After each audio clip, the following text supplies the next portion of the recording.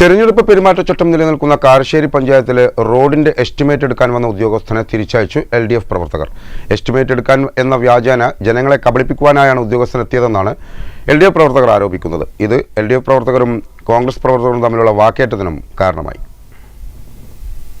ഈ മാസം 10-ന് ഉപതെരഞ്ഞെടുപ്പ് നടക്കുന്ന കാരശ്ശേരി പഞ്ചായത്തിലെ 18-ാം വാർഡിലെ മാന്ദ്ര പ്രദേശത്തെ റോഡിന്റെ എസ്റ്റിമേറ്റ് എടുക്കാനെത്തിയ ഉദ്യോഗസ്ഥനെയാണ് LDF പ്രവർത്തകർ ഇടപെട്ട് തിരിച്ചയച്ചത്. കാരശ്ശേരി പഞ്ചായത്തിലെ അമിത് എന്ന അസിസ്റ്റന്റ് എഞ്ചിനീയറെയാണ് പ്രവർത്തകർ തടഞ്ഞത്. പെരുമാറ്റച്ചട്ടം ലംഘിച്ച് പഞ്ചായത്ത് ഫണ്ട് പോലും അനുവദിക്കാത്ത റോഡിന്റെ എസ്റ്റിമേറ്റ് എടുക്കാൻ എന്ന വ്യാജേനെ ജനങ്ങളെ കബളിപ്പിക്കാനായാണ് പ്രാദേശിക കോൺഗ്രസ് നേതാവിനോടൊപ്പം ഉദ്യോഗസ്ഥൻ എത്തിയതെന്നാണ് LDF പ്രവർത്തകർ ആരോപിക്കുന്നത്. ഉദ്യോഗസ്ഥനെതിരെ പരാതി നൽകുമെന്നും പ്രവർത്തകർ പറഞ്ഞു. ഇവിടെ ഡിസംബർ മാസം 10-ാം തീയതി ഈ 18-ാം വാർഡിനകത്ത് ഉപതെരഞ്ഞെടുപ്പ് നടക്കുകയാണ്. ഈ ഉപതെരഞ്ഞെടുപ്പിന്റെ എല്ലാ പെരുമാറ്റച്ചട്ടങ്ങളും നിലനിൽക്കുന്ന വാർഡ് കൂടിയാണ്. ഈ സമയത്താണ് ഇവിടെ പഞ്ചായത്തിനകത്ത് ഉത്തരവാദിത്തപ്പെട്ട AE അയാളും വേറെ ഉദ്യോഗസ്ഥനും ഇവിടുത്തെ ഒരു കോൺഗ്രസ് നേതാവിനെ കൂട്ടി വന്നിട്ട് ഇവിടെ റോഡിന് ഫണ്ട് വെച്ചിട്ടുണ്ടെന്ന് പറഞ്ഞ് റോഡിന് സർവേ നടത്തി അളവെല്ലാം നടത്തിക്കൊണ്ടിരിക്കുന്നത്. യഥാർത്ഥത്തിൽ യാതൊരു തരത്തിലുള്ള ഫണ്ടും വെച്ചിട്ടില്ല. ഒരു തരം ഫണ്ട് വെച്ചില്ല മാത്രമേ ഇവിടുത്തെ വോട്ടർമാരായ ആളുകളെ പറ്റിക്കുന്നതിന് വേണ്ടിയിട്ടാണ് ഈ രൂപത്തിൽ നീക്കം നടത്തിയിട്ടുള്ളത്.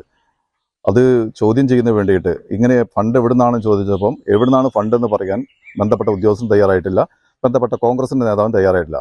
ഉദ്യോഗസ്ഥരെ തടഞ്ഞതോടെ കോൺഗ്രസ് പ്രവർത്തകരും LDF പ്രവർത്തകരുമായി വാക്കുതർക്കവും ഉണ്ടായി.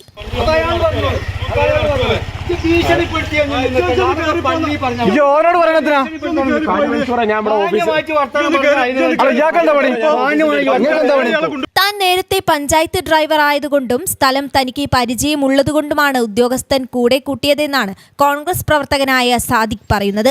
വാർഡിലെ റോഡുകൾക്ക് അനുവദിച്ച മഹാത്മാഗാന്ധി തൊഴിലുറപ്പ് പദ്ധതി ഫണ്ടിന്റെ അനുമതിക്കായി ഈ മാസം 12-ന് മുൻപ് റിപ്പോർട്ട് നൽകിയില്ലെങ്കിൽ ലാപ്സായി പോകുമെന്നുള്ളതുകൊണ്ടാണ് ഉദ്യോഗസ്ഥൻ മുതിർന്ന ഉദ്യോഗസ്ഥരോട് അനുമതി വാങ്ങി പരിശോധനയ്ക്ക് പോയതെന്നും സാദിഖ് അറിയിച്ചു.